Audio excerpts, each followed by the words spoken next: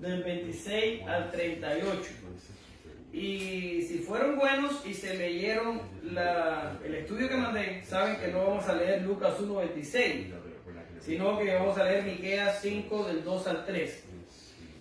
Pero tú, Belén Efrata, pequeña para estar entre las familias de Judá, de ti me saldrá el que será Señor en Israel. Y sus salidas son desde el principio, desde los días de la eternidad. Esto está fuerte ahí. Pero los dejará hasta el tiempo que dé a luz la que ha de dar a luz, y el resto de sus hermanos se volverá con los hijos de Israel.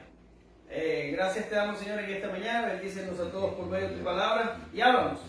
Y ayúdanos a poner en práctica lo que aprendemos. En el nombre de Jesús, amén. Gracias, Señor. Bien, hermanos. En la segunda sección, Lucas nos relató los maravillosos sucesos del anuncio del advenimiento del profeta más grande que jamás existió. Fue una historia impactante donde vemos la fidelidad de Dios para con sus hijos. Aprendemos que los justos tropiezan pero se levantan, que las oraciones son contestadas no según nuestra voluntad, sino según el plan y voluntad de Dios, y que debemos examinar y evaluar la vida según el estándar celestial. Eso fue clase pasada. Pero hoy, aunque superaremos con creces la historia anterior, nos quedaremos cortos, porque Lucas hoy nos lleva a los eventos del anuncio del nacimiento de Jesús, el Hijo del Altísimo, el Santo de Dios. Y cuando se trata de Jesús, se nos acaba el intelecto y se nos agota el lenguaje. Con todo, Lucas nos deja un relato impresionante que sin dudas alimentará nuestras almas hambrientas y nos hará pensar, pero sobre todo nos permitirá adorar y agradecer y temer. En la clase de hoy estaremos viendo 5 puntos cortos. Más o menos vamos a estar aquí una hora. Y vamos a estar viendo punto 1, Gabriel y María. Punto 2, saludo del ángel. Punto 3, anuncio del nacimiento de Jesús. Punto 4, la concepción virginal. Y punto 5, la respuesta de María. Esto lo vamos a ver si Dios nos lo permite. Bien, vamos a ir con el primer punto, y es Gabriel y María. Y ocupa 2 versos, el verso 26 y 27 del capítulo 1 de Lucas, que dice así: al 6º mes, el ángel Gabriel fue enviado por Dios a una ciudad de Galilea, llamada Nazaret, a una virgen desposada con un varón que se llamaba José, de la casa de David, y el nombre de la virgen era, ¿cómo? María. ¿Ya? Ahora, lo primero que tenemos ahí es que es en el 6º mes. Y usted va a decir, ¿en el 6º mes de qué? Bien, en el 6º mes del embarazo de Elizabeth. Estuvimos hablando en la clase pasada de que el ángel se le apareció a Zacarías, le dio el anuncio, pasó todo aquello que ustedes ya saben, y una vez que se terminó el servicio de él en el templo, Zacarías fue a su casa, se llevó a su mujer, esta se le encinta, y dice en Lucas, así termina la sección anterior, de que se recluyó en casa por 5 meses. Ahora, en el 6º mes, ¿verdad? Lucas, médico, un hombre detallista, un hombre que sabe lo que está hablando, dice el 6º mes para continuar la historia, para unir ambos anuncios. ¿Lo ven? Y eso es lo que significa en el 6º mes. Entonces dice, el ángel Gabriel es enviado. Bien, es enviado, y quise hacer énfasis en esto porque los ángeles no funcionan a su voluntad. Los ángeles hacen la voluntad de Dios. Ellos no se mueven porque quieren, ellos no anuncian porque quieren, ellos no anuncian sus propias palabras. Ellos anuncian la palabra de Dios, se mueven por la voluntad divina, y cuando ellos van a algún lugar a decir algo es porque son enviados. Así lo tenemos. Ahora, Nazaret. Quise ponerles el mapa ahí, más o menos, y déjame ver si le muevo para acá. Y aquí vemos a lo que es la Palestina de los tiempos de Jesús, ¿verdad que sí? Y tenemos a la sección de Galilea acá arriba, o la región de Galilea acá arriba. Galilea era una región de poca importancia y menospreciada por los judíos de Judea, porque se había producido cierta mezcla entre los galileos y los gentiles. De hecho, en ese tiempo se decía Galilea de los gentiles. Y aquí en Galilea, un poquito al sur, encontramos a Nazaret, que se encuentra como a unos 24 kilómetros del mar de Galilea, que es esto azul que ven ustedes aquí, y como unos 34 kilómetros del mar Mediterráneo. Nazaret era una ciudad sin importancia. Déjenme parar un momentico lo de Nazaret. Aquí está Samaria. Ustedes saben el origen de los samaritanos y que eran enemigos o tenían enemistad con los judíos. Y aquí tenemos a Judea y aquí Jerusalén, Belén. ¿Lo ven? Judea estaba al sur de Palestina y Galilea estaba al norte. Bien. Nazaret era una ciudad sin importancia que no le cruzaba ningún camino importante. Estaba asentada sobre una colina, la población era pequeña y no es mencionada en el Antiguo Testamento, ni tampoco en los apócrifos, ni tampoco en los escritos de Josefo. Moraleja, Nazaret era una ciudad desconocida. ¿Ok? Allí les pongo algunas citas en donde concurre la mención de Nazaret en los tiempos del Nuevo Testamento, y en el estudio que les mandé por PDF también les mandé un poquito más de citas de las que están ahí, hablándole, diciéndoles dónde concurre en la escritura en el Nuevo Testamento la mención de Nazaret. Pero hasta donde vamos, una ciudad sin importancia, en una región menospreciada, allí se encontraba Nazaret. Ahora, dice que el ángel se le aparece a una virgen. ¿Ok? La palabra que se emplea ahí por virgen es partenos, que significa mujer joven no casada o virgen.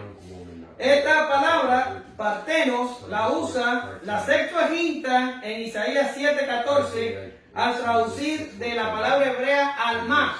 Alma, creo que se lo puse aquí. Alma, ¿lo ven ahí?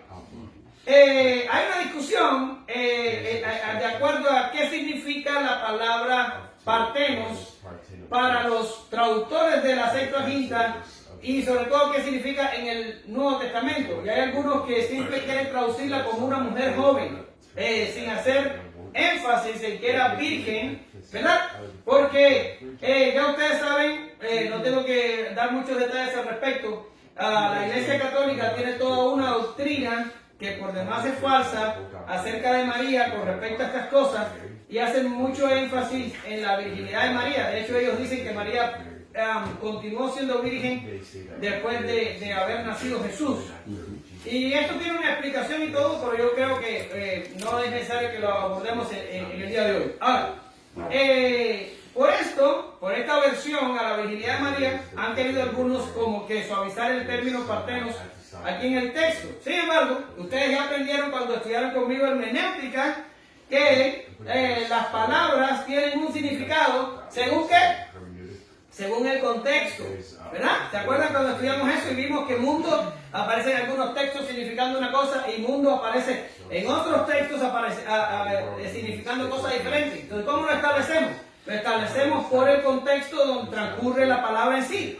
Y aquí tenemos a partenos transcurriendo en el texto, pero un poquito más adelante, la propia María le va a decir al ángel, y vamos a llegar ahí, ¿cómo va a ser esto? Yo no conozco varón.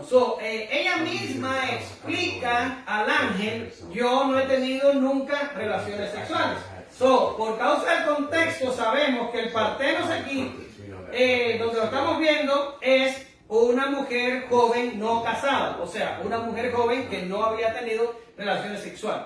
El mismo contexto le da la fuerza al término. Aunque hay una discusión alrededor, es totalmente innecesaria porque la misma María lo explica. Ella lo explica un poco más adelante. Todo lo que ustedes se pueden encontrar en la bibliografía al respecto, en mi opinión, no tiene ningún tipo de importancia porque aquí el contexto es fuerte de que María no tenía relaciones sexuales. ¿Ya? Ahora, vamos a ir al término desposada, porque desposada es un término que que no existe en nuestra cultura, es lo que quiero decir. Ahora, ¿qué era el desposorio judío? Bien, en los tiempos del Nuevo Testamento, antes de eso también, los matrimonios no se hacían como los hacemos nosotros hoy. Se supone que usted encuentra una muchacha, esta muchacha le llama la atención, usted empieza una relación con la muchacha, si la relación prospera, es posible que llegue al matrimonio, es posible que no. Pero básicamente son los jóvenes los que encuentran a la muchacha y empieza todo el proceso que lleva el noviazgo moderno y el matrimonio moderno, ¿correcto? Pero en los tiempos bíblicos no ocurría de esta manera. Los muchachos no buscaban la pareja, se la buscaban sus padres. Y yo creo que parte del desastre moderno de que el matrimonio no funciona y que el divorcio abunda, incluso dentro de las filas cristianas, es porque hemos abandonado el patrón bíblico de los padres buscarle pareja a los hijos y hemos dejado a jóvenes inexpertos que no saben nada de nada buscarse pareja.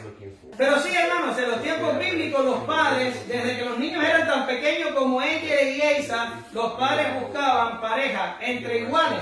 Se buscaban, por ejemplo, yo tenía una familia conocida que tenían hijos que se podían mezclar con los míos y hablábamos verbalmente y decíamos, cuando crezca Angelen y tu hijo, vamos a casar los niños. En Vegas nosotros teníamos unos amigos que eran cristianos y tenían 2 niños varones. Y eran más o menos de la misma, se podían mezclar con Angel. Si hubiera sido el tiempo bíblico, yo hubiera podido hablar con Edgar, se llamaba así el muchacho, se llama. Decirle, cuando uno de tus hijos crezca, lo vamos a casar con Angel. Y se hace verbal. Ahora, cuando ya los niños alcanzan, estoy hablando tiempo bíblico, la edad más o menos, si escucha esto porque es impresionante, a mí me golpeó cuando lo leí. Cuando alcanzan las niñas más o menos entre 12 y 13 años, y el varón alcanza unos 13, 14 años, los niños entran en desposorio. Tan jóvenes como a esa edad. Las niñas de 12 a 13 años y los varones de 13 a 14 años. Las niñas de 12. Está preguntando qué es el desposorio. No he llegado ahí, voy a ir. ¿Qué necesitas? Mi pregunta era qué es desposorio. Lo voy a explicar ahora. Ya. Entonces, para los que me ven online, tenemos hoy a una hermana, a Lolita, de visita, pero la muchacha habla inglés. So, Dani está tratando de traducirle lo que yo digo a velocidad de cohete a Lolita. Y por eso usted puede que oiga a Dani en algún momento traducir. Agradecemos a Dani. Y estamos muy contentos con la presencia de Lolita. Bien. Le decía, en edades tan temprano como de 12 a 13 años las niñas, de 13 a 14 años el varón, se hacía el desposorio, que ahí es donde iba.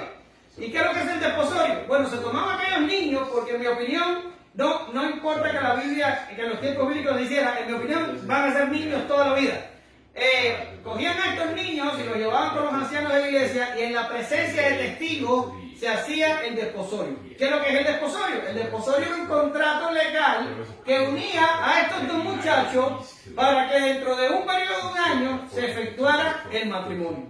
Esto era tan serio que se le llamaba ya a la niña esposa y al niño esposo y no podía ser roto sino por causa de divorcio. Quiere decir, esto no se podía disolver fácilmente.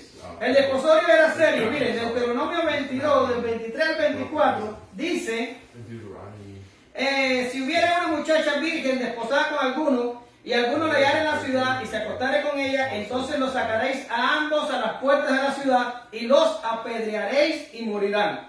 La joven que no dio voces en la ciudad, la joven porque no dio voces en la ciudad, y el hombre porque humilló la mujer de su prójimo. Así quitarás el mal en medio de ti. Quiere decir, si la joven era atrapada y violada, si no gritaba, significa que ella consintió y era muerta por apedreamiento. Y el joven también. Eso era una cosa seria, era casi matrimonio, no podía ser roto a no ser por causa de divorcio y duraba un año. ¿Y no podían consumir?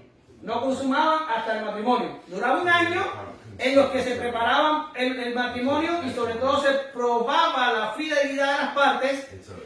Y después del año venía el matrimonio, que era una fiesta que se hacía que duraba una semana, donde ya ustedes saben, Jesús ya estuvo ahí. A ver.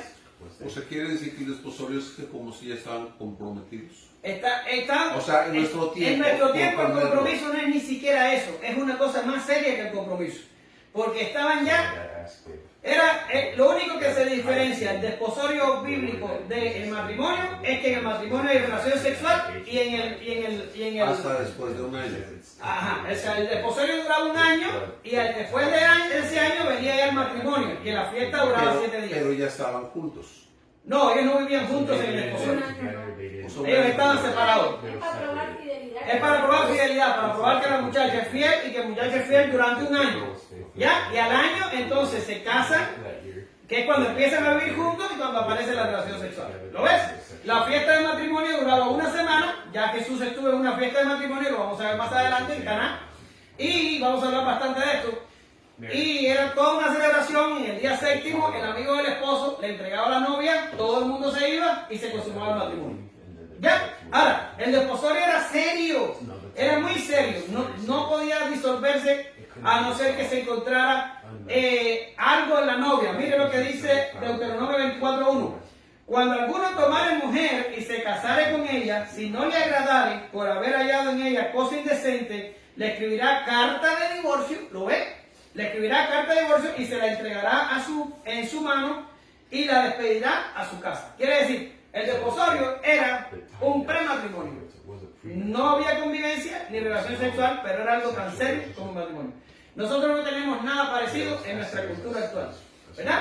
Diferencia, los padres escogían la pareja de sus hijos, se comprometían desde muy temprana niñez de forma verbal, después venía el desposorio cuando tenían la edad de 12, 13 las niñas, 13, 14 los varones, y más o menos cuando la niña casaba a los 14, 15 años y los varones 15, 16 años, más o menos dependiendo de las edades donde empezaba, se consumaba el matrimonio. Ahora, te voy a decir, a ver. ¿Qué quiere decir que se encontraba algo indecente?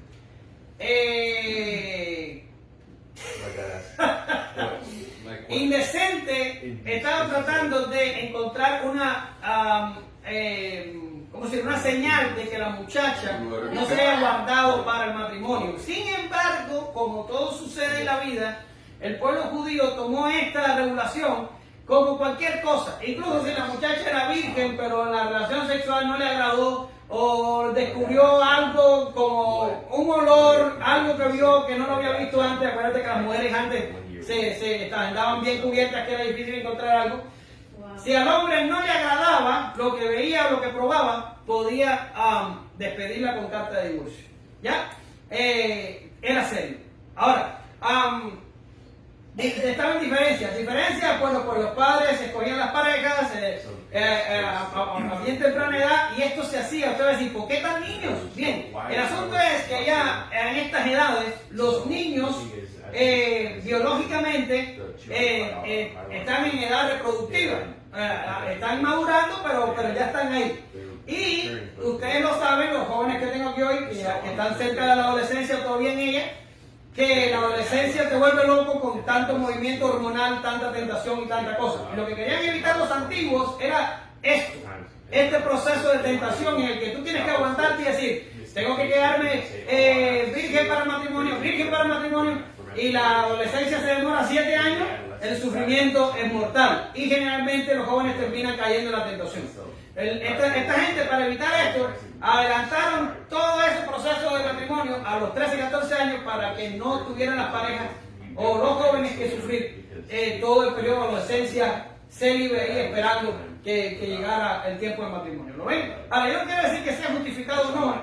Esto yo no creo, no debemos entrar ahí de momento en el tema del estudio, pero así se hacía. ¿Ok? Ahora, María estaba desposada, por tanto, María tenía entre unos 13 14 años cuando los eventos que estamos hoy discutiendo pasaron. Era una niña. ¿Ya? Ahora, dice el texto que estaba desposada con un hombre que se llama José, de la casa de David.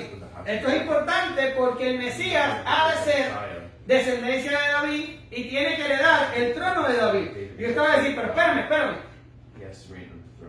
Perdón. José no era su padre biológico, no importa. Si era su padre adoptivo, era vinculante los derechos davídicos de José a Jesús. Quiere decir, Jesús, por ser su hijo adoptivo, tenía todos los derechos que hubiera tenido si hubiera sido biológico. Era igual a la ley judía, e incluso en nuestras leyes modernas de hoy. Si nosotros tenemos un hijo adoptivo, tiene todos los derechos que tiene un hijo biológico. ¿Ya? Por tanto, Jesús era heredero del trono por ser hijo de José. Más adelante vamos a hablar de la genealogía, no toca hoy. Y cuando hablemos de la genealogía vamos a hablar bastante sobre esto. Eso no se preocupe, por eso no lo voy a tomar con tanto cosa. Ahora, pasamos al punto 2, que es el saludo. El ángel se le aparece a María se le aparece, más bien el texto dice entrando, y dice, y entrando el ángel en donde ella estaba, dijo, salve, que bien en el cubano nuestro, en el mexicano, es decir, hola, eso es todo, no es nada del otro mundo. Dice, salve, muy favorecida, el Señor es contigo, bendita tú entre las mujeres. Mas ella, cuando le vio, se turbó por sus palabras y pensaba qué salutación sería esta. Ahora, salve, muy favorecida, ya les adelanté. El salve significa hola, más nada. Eso es lo que significa, hello. Entonces, el muy favorecida, la Vulgata la traduce como llena de gracia o llena eres de gracia. Y hay algunos comentaristas que dicen que la Vulgata traduce mal el término aquí, pero no es necesariamente cierto. La Vulgata lo traduce correctamente. Ahora, ¿qué es lo que está pasando aquí? Lo mismo que pasa con la palabra virgen. La Iglesia Católica por muchos años ha sostenido que María dispensa gracia a los pecadores. Como que María tiene gracia inherente en ella y ella le da gracia a la humanidad. Esto es totalmente falso. ¿Ok?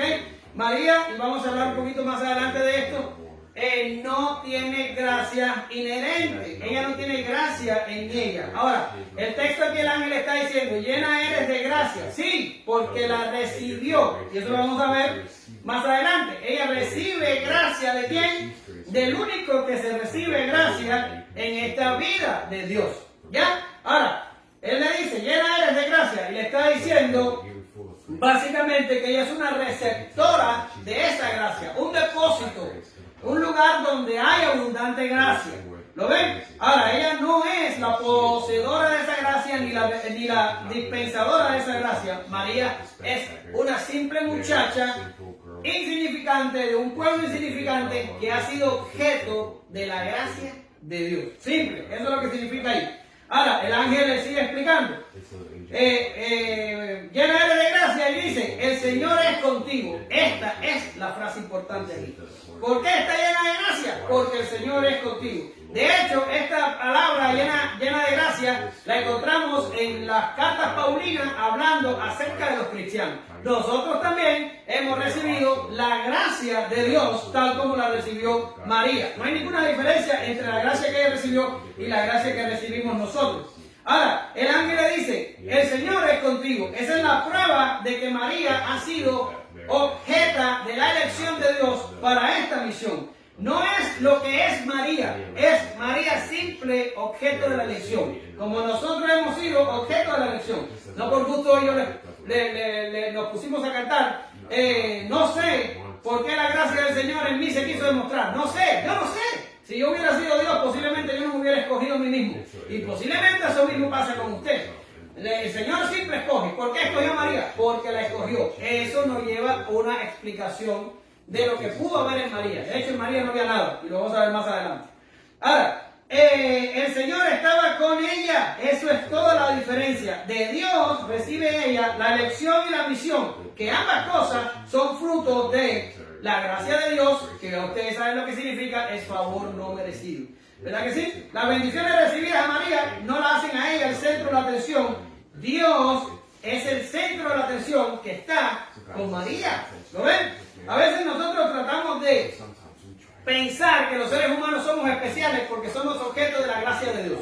Y es falso, es todo lo contrario. Porque no somos especiales, porque somos pecadores, porque hemos corrido tan lejos de Dios como es posible, es que necesitamos gracia.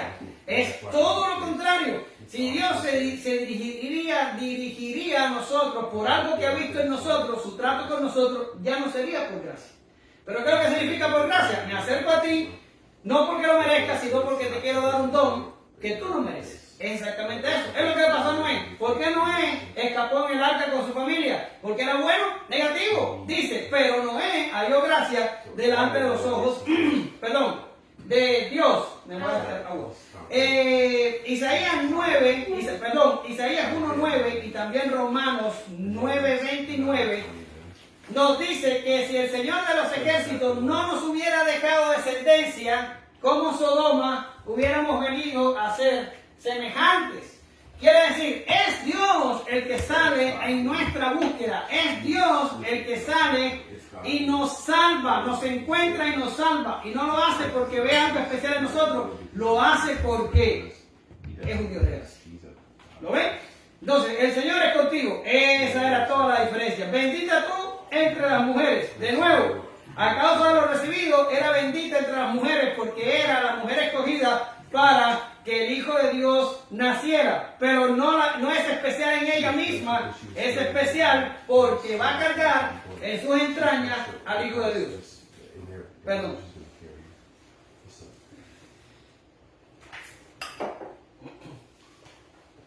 Al Hijo de Dios. Bien, vamos a seguir porque yo creo que estoy muy atrasado. María se turba con el saludo angelical. ¿Por qué se turba con el saludo angelical? Porque este era un saludo que se le daba a gente importante. Y este ángel se lo estaba dando a una muchacha insignificante en una aldea sin importancia. Ella sabía quién era. Si ella hubiera pensado de ella diferente y si hubiera pensado de ella un personaje importante, ella hubiera tomado el saludo como algo normal. Pero al ella turbarse, ella se turba, primero porque le da miedo al ángel, vamos a llegar ahí. Y segundo, porque el saludo, ella sabía que era un saludo inusual, que ella bajo ningún concepto, ¿Aristo aquí bajo mí? ¿Estás hablando acerca de mí? Porque bajo ningún concepto esas palabras podían pegar en la mente de María sobre lo que era María. Y por eso se turba. Ahora, vamos a ver el anuncio del ángel, en el punto 3, en los versos del 30 al 33. Y dice así: entonces el ángel le dijo, María, no temas, porque has hallado gracia delante de Dios, y ahora concebirás en tu vientre y darás a luz un hijo, y llamarás su nombre Jesús. Este será grande y será llamado Hijo del Altísimo, y el Señor Dios le dará el trono de David su padre, y reinará sobre la casa de Jacob para siempre, y su reino no tendrá fin. Ahora, no temas. ¿Se acuerdan de Zacarías? El ángel le tuvo que decir a Zacarías lo mismo. ¿Por qué razón? Porque parece ser que frente a la manifestación angelical, los seres humanos desfallecen y se atemorizan. Solo María se asustó con el ángel, pero también se perturbó con la salutación porque no entendía lo que estaba pasando. Y el ángel tuvo que tranquilizarla y decirle, no temas. ¿Ya? Y ahora le explica y le dice, has hallado gracia. No temas porque has hallado gracia. De nuevo, María no tenía gracia inherente en ella. Ella no tiene nada que ofrecernos a nosotros como pecadores. Ella era una pecadora que había hallado gracia delante de los ojos de Dios. No puede ser de otra manera. Todos somos pecadores, seres caídos, rebeldes y separados de Dios. Solo por medio de la gracia, Dios puede visitarnos y mostrarnos su favor y misericordia. Todo trato que Dios tiene con los hombres es un trato de gracia. Todo empieza por ahí.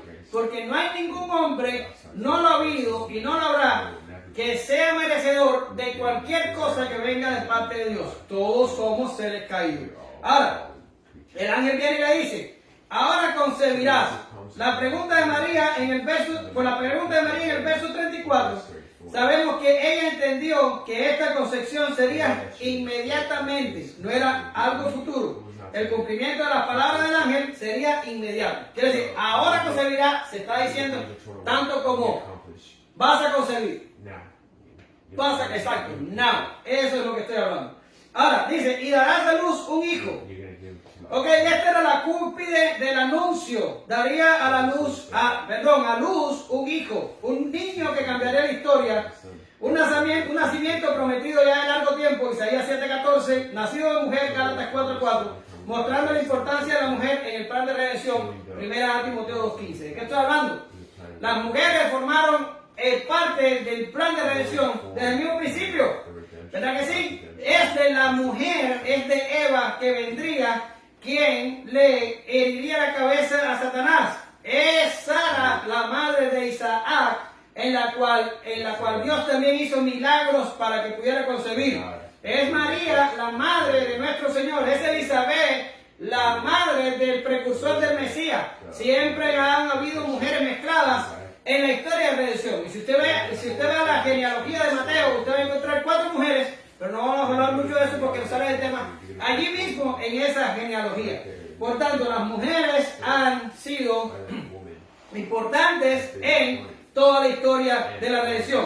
¿Y por qué? Porque básicamente han dado luz a un niño, siempre dan un niño, por supuesto, pero no pueden dar un animalito, a un niño que tiene algo que hacer importante para el plan de redención. Por eso es que 1 Timoteo 2:15 dice que la mujer se salvará engendrando hijos y los mantiene en amor, fe y pureza.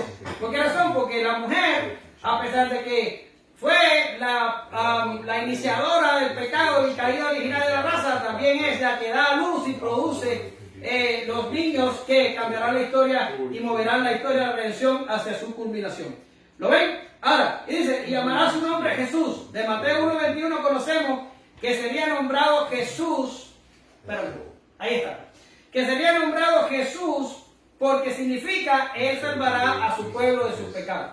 ¿Ya? Y solo quiero apuntar aquí algo pequeño y me voy a mover rápidamente, pero ahí dice que Él salvará a su pueblo de sus pecados. Nunca dice la Biblia que Dios vino o que el verbo vino, está más correcto decir el verbo, a la tierra a salvar al mundo. No vino a salvar al mundo, vino a salvar a su pueblo, vino a salvar a sus ovejas, vino a salvar a sus amigos, vino a salvar a la iglesia, pero siempre la Biblia especifica que es un grupo de personas, no es todas las personas. ¿Lo ven? Él salvaría a su pueblo de sus pecados. Ahora, este será grande. A diferencia de Juan el Bautista, que en Lucas 1:15 dice que va a ser grande delante de Dios, Jesús sería grande. Primero por su naturaleza extraordinaria y segundo por su gran obra como mediador. Ahora, dice que también va a ser hijo del Altísimo. Aquí tenemos una palabra, Altísimo. Altísimo viene del griego apsistos, el más alto, es lo que significa, el más alto. Y apunta a Dios como soberano. Es la traducción al griego que hace la Sextuaginta desde el hebreo, el Elión, que el Elión es un nombre de Dios en el Antiguo Testamento. A diferencia de Juan el Bautista, que sería llamado profeta del Altísimo, Jesús es el Hijo del Altísimo. Por tanto, encontramos aquí una evidencia de la divinidad de Jesús. ¿Lo ves? Ahora, dice que tendrá el trono de David. Aquí no voy a hablar mucho porque en el estudio que les mandé por WhatsApp, ustedes tienen unas cuantas citas, 1, 2, 3, 4, 5, 6, 7 citas al menos, de que hablan de que David tendría un renuevo que se levantaría y sería el Mesías y heredaría el trono y el trono no tendría fin. Ustedes lo único que tienen que hacer es allí ir a esas citas y mirarlas y van a ver que el Mesías iba a tener el trono de David. Y por último, el anuncio del ángel termina diciendo que su reino no tendrá fin. Ha habido algunos comentaristas que dicen que en este anuncio del ángel, en el anuncio entero, está toda la historia redentora, desde el principio hasta el final. ¿Y cómo termina?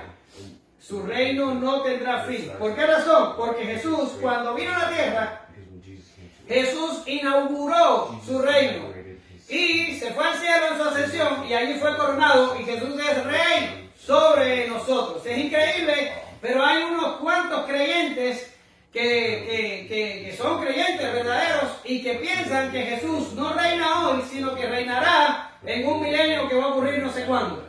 Sin embargo, la Biblia nos dice que Jesús reina hoy, porque la gente que cree en milenio cree que Jesús va a reinar en algún momento por un reinado de 1000 años. Sin embargo, es una verdad bíblica de que Jesús vino ya e inauguró el reino. Se fue al cielo, lo coronaron como rey y hoy es rey. Incluso los mismos que creen que Jesús reinará en futuro, en el milenio, entonces después van a las congregaciones y cantan que Jesús es rey. Y que Jesús es rey de reyes y señor de señores. Pero ¿cómo puede ser rey si no está reinando y si no tiene reino?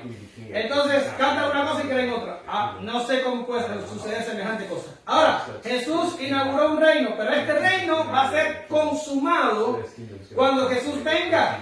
Déjame ver qué les puse allí. Mateo 25:34 dice que cuando Él venga, Él va a coger a los escogidos y le va a decir: venid, benditos de mi Padre, al reino preparado para ustedes. Quiere decir que en la eternidad vamos a reinar para siempre con el Rey que ya tiene un trono eterno. ¿Lo ven?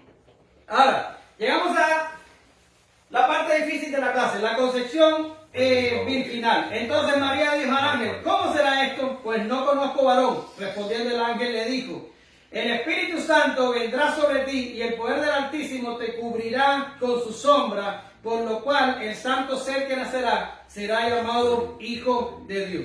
Ahora, ¿cómo será esto? Pregunta María. Ahora, cuando ustedes estuvieron conmigo en la sección anterior, vimos a Zacarías haciendo una pregunta similar. ¿Y qué le ocurrió a Zacarías? El ángel lo dejó mudo por incrédulo, ¿verdad que sí? ¿Y qué explicación dimos? Dimos la explicación de que Zacarías era un sacerdote que ya estaba avanzado en edad, que él sabía que eventos como este ya habían pasado anteriormente en la historia bíblica. Por tanto, él era responsable por la revelación recibida y él tenía que haber respondido con fe al anuncio del ángel. Y por eso el ángel perdió la paciencia y lo dejó mudo. Ahora, María no le pasa esto, y por dos razones principalmente no le pasa.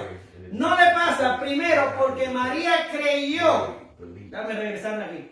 María creyó lo que el ángel estaba diciendo, pero María sabía que ella no había tenido relaciones sexuales previas. Y no la iba a tener porque posiblemente, están de acuerdo algunos, que le faltaban más de 6 meses para consumar su matrimonio. ¿Y por qué lo sabemos? Porque la clase que viene vamos a hablar de que María se fue a casa de Elizabeth y allá se pasó 3 meses con Elizabeth. Por tanto, el matrimonio de María todavía faltaba como unos 6 meses para consumarse. Y el ángel estaba diciendo, ahora concebirás. Y María le dice, ¿cómo voy a concebir? Si yo no tengo relaciones sexuales, ¿verdad que sí? Por tanto, el ángel no ve incredulidad en ella, más bien ella está preguntándose cómo va a poder el ángel cumplir sus palabras si ella no tiene relación con varón, básicamente. ¿Verdad que sí?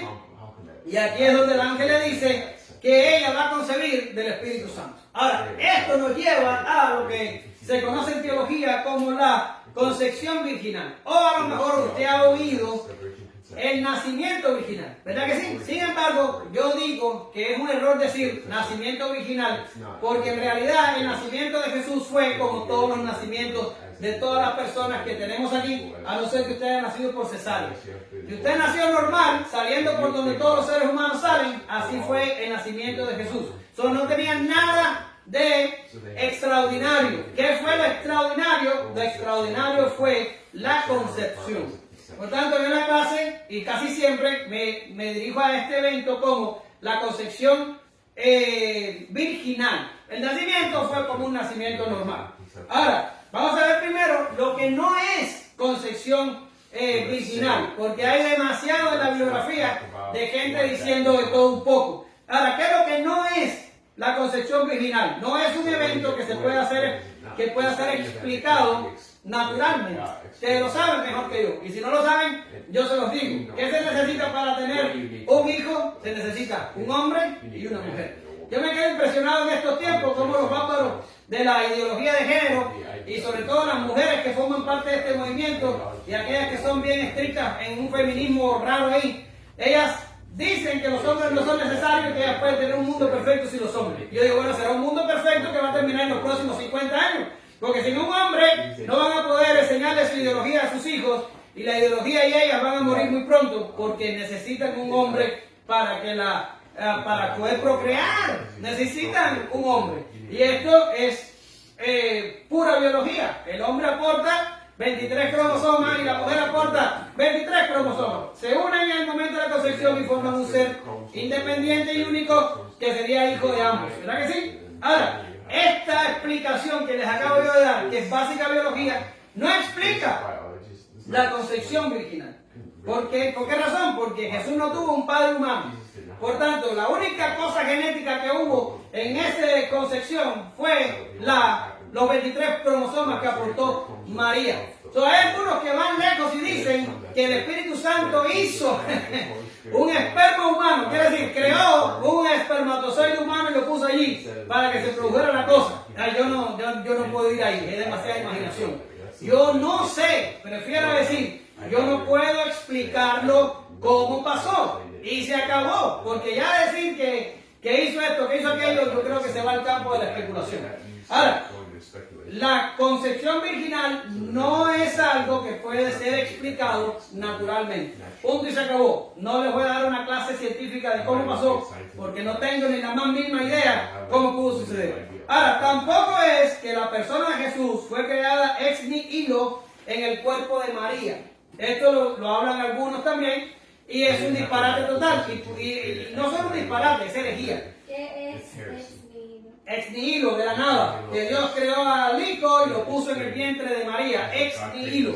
Esto haría el hijo de Dios So that's heresy. un humano, pero no sería Dios. ¿Por qué razón? Porque una de las cosas que protege la concepción virginal es la preexistencia del verbo. Y esto es una cosa que tenemos que sostener. Vamos a llegar ahí. Ahora, no es creado ex nihilo, no se crea de la nada en el vientre de María. Esto es herejía. Tercera cosa, que una deidad corporal embarazó a María sexualmente. Usted dice, ¿en serio? Sí. Hércules, creo no, Hércules fue de madre y padre de allá arriba del Olimpo. No, pero otro, quizás debe haber alguno por ahí, lo que pasa es que no revisé. Pero hay algunos semidioses de la antigüedad que venía el dios de arriba del Olimpo, bajaba y se enredaba con una mujer acá abajo, salió de un semidios, y ese era medio hijo de dioses y de humanos, ¿verdad? Esto pasa todo el tiempo en la mitología. Ahora, esto no es, So this is not. ¿quieres preguntar? Esto no es lo que estamos hablando aquí, no es que Dios se hizo humano y vino, o tomó forma humana y vino y embarazó a María por el método natural. No es esto, no es mitología, es Biblia. Ahora, otra cosa, no es una historia contada para cubrir la infidelidad de María. Usted va a decir, ¿de dónde saliste con eso? Bien, se cree en algunas fuentes, usted puede encontrar algunas fuentes históricas de los tiempos de Jesús, que había un comentario diciendo de que María había tenido una relación de adulterio con un soldado romano y que había salido embarazada y que de ahí había venido Jesús. De hecho, hay algunos que piensan que cuando en Juan se relata la historia de que los judíos vienen y le dicen a Jesús, nosotros no somos hijos de fornicación, un padre tenemos y es Abraham. ¿Se acuerdan el pasaje? Disculpen, pero no se los traje. Ahí la traducción sería, no somos nosotros los que nacimos de fornicación, nosotros tenemos un padre y ese padre es Abraham. Y los comentaristas dicen que posiblemente aquellos judíos que le tiraron eso en la cara a Jesús sabían que José no era el padre. Y esto es exactamente lo que quería decirle. Nosotros no fuimos los que nacimos de fornicación. Tú naciste de fornicación porque tú no eres hijo de tu padre. Por tanto, hay una teoría muy primitiva que había algunos que decían que María había concebido de un soldado romano. A ver, te voy a explicar eso después. ¿Cómo le explico eso después? Bien, voy. Lo que sí es la concepción virginal. Lo que sí es, lo primero que es una verdad bíblica sostenida en Isaías 7:14, Mateo 1:18-25 y Lucas 1:26-38. Ahora usted va a decir, ¿en solo 3 citas, hermano? Bueno, 3 citas es suficiente para yo decir que está en la Biblia, que el Espíritu Santo lo puso ahí, y sea difícil o no de entender, o sea difícil o no de creer, es mi responsabilidad creerlo porque ahí está. El Espíritu Santo no lo hubiera puesto ahí si no fuera la verdad. Por tanto, es una verdad bíblica.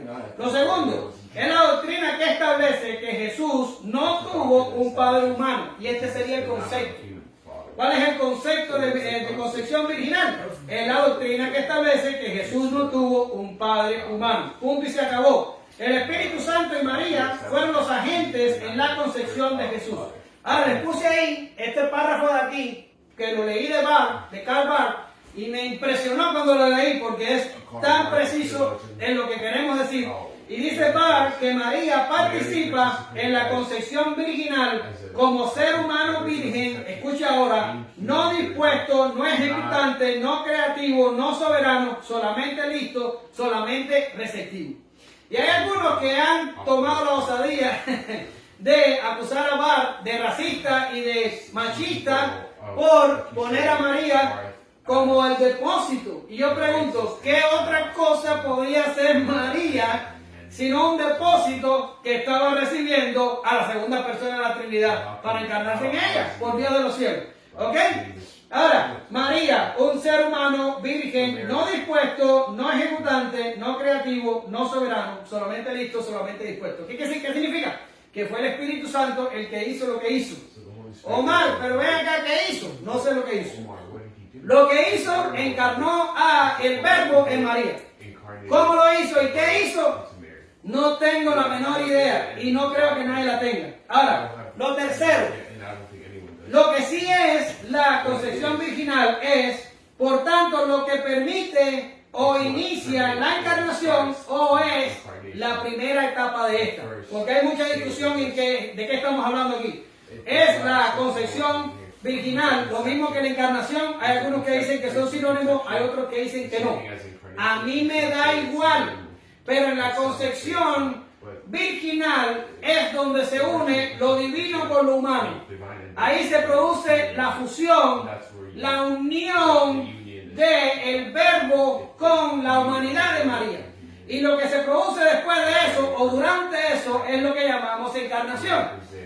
Pero hacer demasiada distinción ahí nos lleva a discusiones infructuosas que no nos dan más entendimiento de lo sucedido. Así que así lo dejamos. ¿Permite o inicia la encarnación o es la primera etapa de esta? Ahora, lo último que decimos acerca de lo que sí es la concepción virginal es que es lo que permite, y escuche bien, la continuidad y discontinuidad de Jesús con la raza humana. Y entonces voy a decir, hermanos, no sé por qué, pero ahí hay una contradicción, porque permite la continuidad y la discontinuidad con la raza humana. Bien, voy a explicarlo rápido. Y hay algunos que niegan esto, pero yo creo que es importante sostenerlo. Permite la continuidad. ¿Qué significa? Jesús tenía que ser hombre. Y cuando digo hombre, no estoy diciendo como género masculino, sino tenía que ser miembro de la raza humana. Tenía que ser uno de nosotros. ¿Por qué razón? Porque Jesús es el fiador, y no Jesús, el verbo es el fiador en el pacto de redención. ¿Qué significa? Que cuando Jesús en la eternidad aceptó el pacto de redención, Él se comprometió a cumplir nuestras responsabilidades frente a la ley para poder salvarnos. Él es nuestro fiador. Por tanto, para poder hacer esto, para poder venir a este mundo y someterse a la ley, y cumplir la ley y ofrecerse sacrificio para pagar nuestro castigo, tenía que ser un ser humano. No podía ser un ángel, no podía ser un ser extraño, mixto, diferente y cosas similares a estas. No. Tenía que ser un hombre. Miembro de la raza humana. Ser uno de nosotros. ¿Ok? Pues eso permite la continuidad. La concepción virginal hace que el verbo pueda ser humano. Ahora digo, también permite la discontinuidad. ¿Por qué? Porque nosotros somos una raza caída que transmitimos el pecado de generación en generación. Todo empezó en Adán y Eva, y desde allá hasta acá el pecado ha reinado, también la muerte ha reinado, y todos somos culpables, no solo de nuestros pecados actuales, sino también de la caída. Ahora, esto hace que la raza entera esté caída, que la raza entera sea pecadora, y Jesús no podía hacer ninguna cosa de esta. ¿Por qué razón? Porque no hubiera sido posible ofrecer sacrificio si Él mismo necesitaba a alguien que ofreciera sacrificio por Él. ¿Lo ven? Por tanto, Jesús no podía ser un pecador, pero no solo por el problema legal que conlleva hacer el sacrificio perfecto o el cordero perfecto, sino porque por causa de su naturaleza extraordinaria y su naturaleza santa, no podía ser culpado de pecado, porque Dios no tiene pecado. ¿Lo ven? Entonces, la concepción virginal hace que Jesús forme parte de nuestra raza, pero escape a los eventos del pacto de obras. Y usted va a decir, hermano, me perdí, ¿qué es lo que es el pacto de obras? Bueno, el pacto de obras fue lo que fue sujeto a Adán, y se le dijo, si tú comes del árbol, ciertamente morirás. Quiere decir, si comes del árbol mueres, si no comes del árbol vives. Eso es pacto de obras. Cuando Adán comió del árbol, fallamos en el pacto de obras, y todo el mundo de allá para acá, si nos queremos salvar, tenemos que ser signatarios del pacto de gracia. Pero esto no es una clase de pacto, es una clase de Lucas. ¿Ya? Ahora, tenemos aquí al pacto de obras afectando a todos los hombres. Y por causa de que Jesús no tiene un nacimiento regular, sino que tiene un nacimiento sin padre humano, entonces Jesús puede esquivar el pacto de obra y nacer sin pecado. Ahora, Jesús escapa a la sentencia legal de que todos nacemos pecadores en Adán, porque Jesús no tuvo un padre, y Jesús también evita la transmisión del pecado. Ahora usted me va a decir, hermano, usted me está diciendo de que el pecado se transmite solo por el Padre. No, yo no estoy diciendo eso, aunque Bar cree que así es. Es una buena teoría, pero no tenemos un solo verso en la Biblia que nos ayude a respaldarlo. Yo solo estoy diciendo lo que estoy diciendo. Jesús escapa al pacto de obra y a la transmisión del pecado porque nace sin padre humano. Eso es lo que estoy diciendo. Más nada. No estoy diciendo lo otro, aunque lo creo. Ahora, el Espíritu Santo además dice en el texto que santificó a Jesús desde su propia concepción, haciendo seguro de que el santo ser que iba a nacer sería, valga la redundancia, santo y también hijo de Dios. Ahora, usted va a decir, hermano, ¿por qué nos tenemos que enredar en una doctrina tan complicada y tan difícil de entender? Bueno, porque esta doctrina es necesaria. Y yo les traje 4 evidencias de la necesidad de la doctrina de la concepción virginal, porque hay algunos que dicen que la doctrina no sirve para nada. Sin embargo, usted puede encontrar cierta razón en lo que digo yo acerca de la necesidad de la concepción virginal. Lo primero, preserva la autoridad y inerrancia de las escrituras. Ya les dije antes, si la doctrina está en 3 versos de la Biblia, el Espíritu Santo lo puso allí. Y lo puso ahí y nosotros tenemos que lidiar con eso. Está en la Biblia tiene autoridad, la Biblia no tiene error, por tanto en la Biblia está. Hay que sostenerlo. Ahora, segundo, revela la singularidad de Jesús. Por supuesto que sí. Jesús es como nosotros, pero no es como nosotros. Jesús es el Verbo de Dios encarnado. Es la segunda persona de la Trinidad. No iba a ser como nosotros. Ni siquiera en su nacimiento tenía que ser diferente. Tercero, provee evidencia del carácter divino del Hijo de Dios. Por medio del nacimiento original podemos sostener de que el Verbo tenía preexistencia y fue encarnado en María y así obtuvo su humanidad. Es la concepción original lo que nos permite preservar el carácter divino de Jesús. Y por último, exalta el origen divino de la salvación. Y esto es importante. ¿Qué significa y qué quiero decir con esto? Bien, quiero decir que nuestra salvación es tan sobrenatural que nosotros no nos hubiéramos podido salvar por sí mismos. Y usted va a decir, ay hermano, sí, eso ya lo sé. No, yo quiero que lo piensen un poco. E incluso si hubiéramos sido lo suficiente perceptivos, incluso si hubiéramos sido inteligentes lo suficiente, incluso si hubiéramos podido llegar a la conclusión de que estábamos muertos en nuestros pecados, que hubiéramos estado perdidos y que hubiéramos estado necesitados de una manera de salvarnos, ni siquiera llegando a esta conclusión nos hubiéramos podido salvar, porque salvarnos incluía al Hijo de Dios encarnándose en una virgen, viniendo a este mundo, y nosotros no hubiéramos podido lograr eso bajo ninguna manera.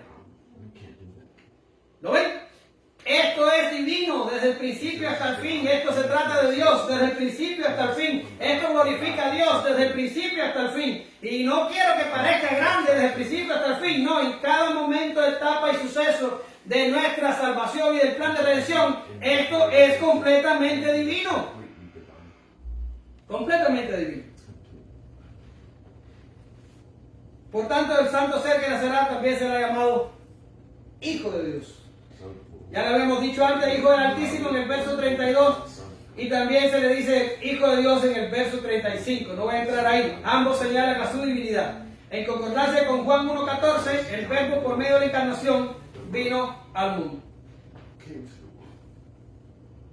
Y no voy a terminar, no voy a estar ni una hora con ustedes, ni una hora, regocijados. Porque ya terminé. Respuesta de María, versos del 36 al 38. Y he aquí tu pariente Elizabeth, ella también ha concebido hijo en su vejez, y este es el 6º mes para ella, la que llamaban estéril, porque no hay nada imposible para Dios. Entonces María dijo, he aquí la sierva del Señor, hágase conmigo conforme a tu palabra, y el ángel se fue de su presencia. Lucas 1, del 36 al 38. Nada hay imposible para Dios. Yo me imagino que el ángel, cuando le estaba explicando a María todo aquello, tenía una cara más o menos a la de algunos de ustedes cuando yo les estoy explicando otras cosas. Y el ángel dijo, esta pobre no está entendiendo nada de lo que le estoy diciendo. Pues yo le voy a dar una prueba más tangible para ver si se engancha ahí. Y y por lo menos él puede dejarla tranquila en la tarde. Y entonces le dice, y he aquí tu pariente Elizabeth, ella también ha concebido en la vejez. Este es el sexto mes para ella. En la clase anterior vimos que Elizabeth se recluyó en su casa 5 meses. Y posiblemente no le dijeron a nadie lo que había pasado. Y María no sabía. Y de momento el ángel agarra y le dice, y este es el sexto mes para Elizabeth, tu pariente. Aquella que decían que era estéril y que no podía concebir, porque nada es imposible para Dios. Yo me imagino que esto choqueó a María. Porque María dijo, wow, ¿cómo que esta gente lo intentaron toda su vida, hablaron toda su vida? Y vinieron todos los evangelistas internacionales y todos los apóstoles y todos los profetas a hablar por ella y nadie produjo el milagro. Ah, no, estoy bromeando con esto, ¿ok? Sin embargo, el ángel está diciendo, pues mira que sí, está embarazada, tiene 6 meses porque no hay nada imposible para Dios. Le dio a María una prueba tangible de lo que Dios podía hacer en su vida. Luego, lo único que tenía que hacer María era dejar su poblado de Nazaret, caminar unas cuantas millas y llegar a una aldea Judá, en alguna región montañosa. Allí se encontraría con Elizabeth, le miraría la panza y diría, oh sí, estás embarazada, tal y como me lo dijo el ángel. Y de eso vamos a hablar en la próxima clase. Pero el ángel le dice, no hay nada imposible para Dios. So, María, si tú estás pensando que lo que yo estoy diciendo es imposible, olvídalo. Estamos hablando de Dios. No estamos hablando de un profeta, no estamos hablando de un principado, no estamos hablando de un sacerdote, no estamos hablando de un invento ni de ninguna cosa. Te estoy diciendo que todo lo que te he dicho lo va a hacer Dios. Lo va a hacer Dios. Y para Dios no hay nada imposible.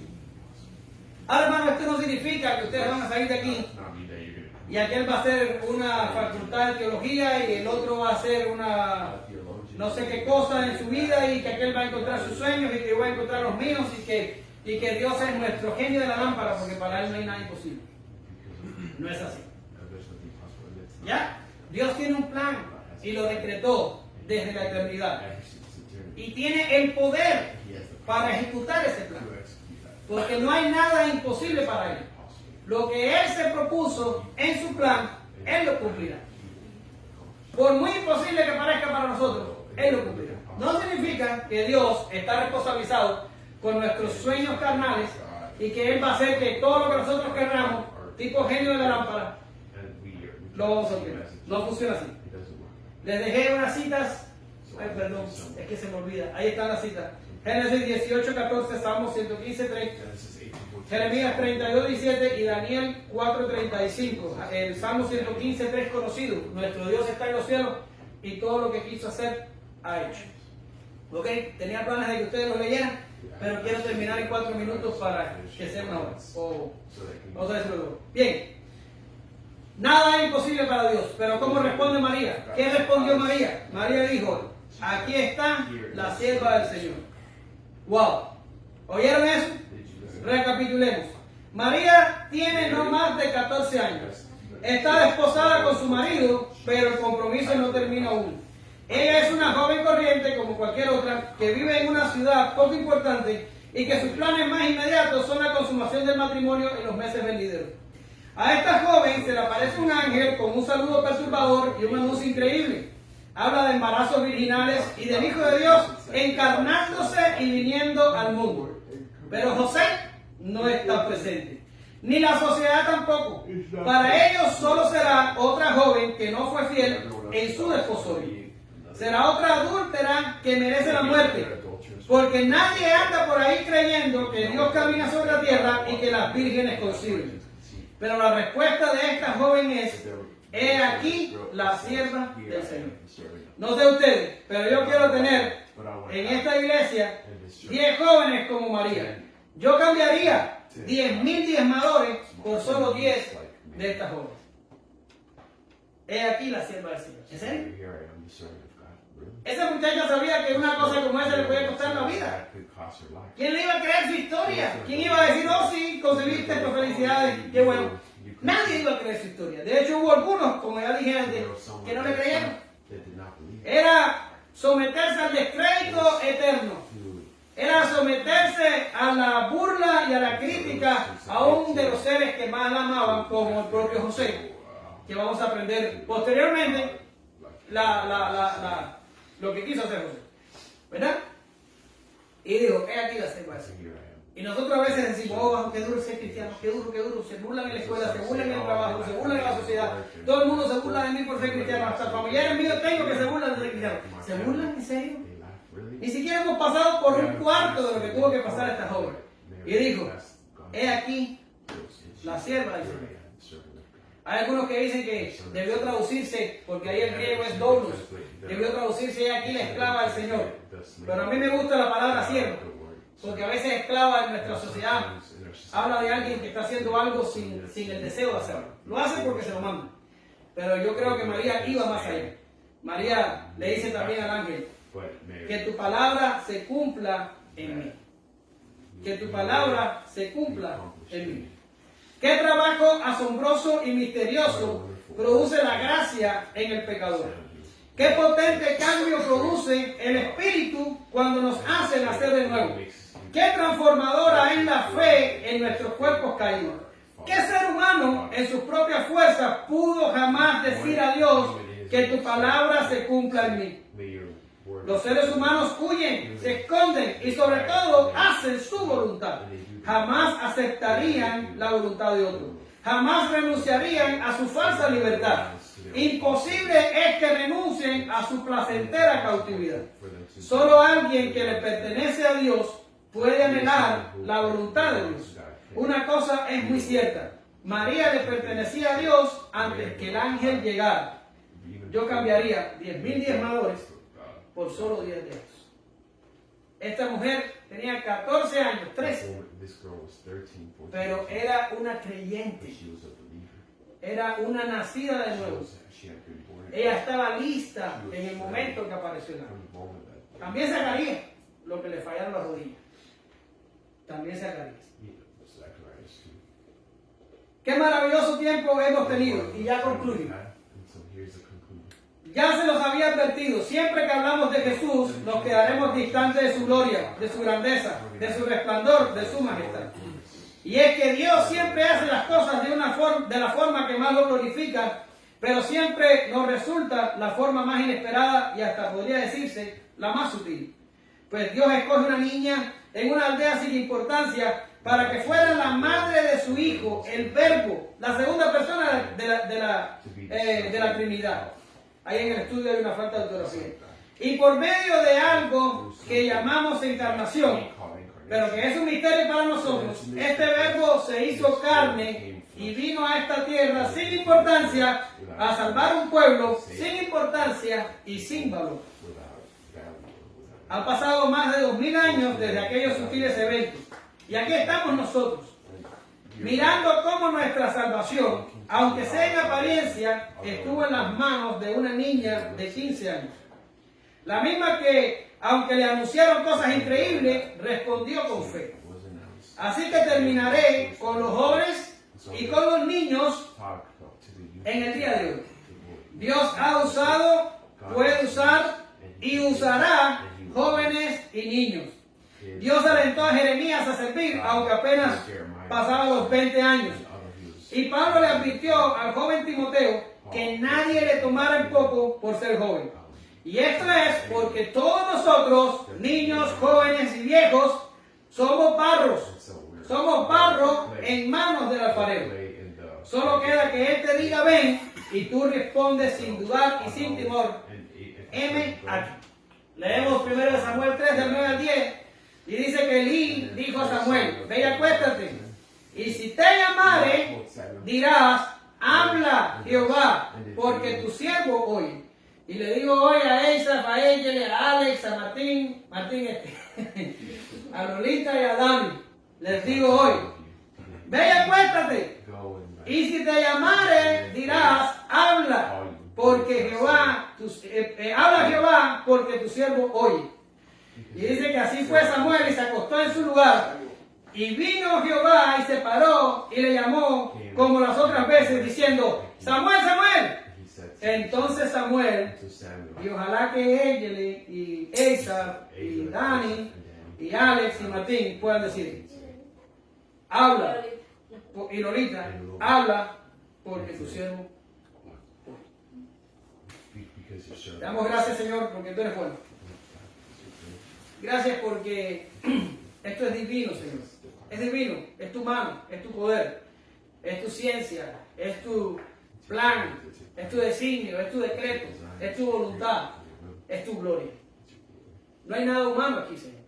Nosotros somos barro, nosotros somos un vaso que por alguna cosa rara tú has escogido y has puesto tu bendición sobre ellos.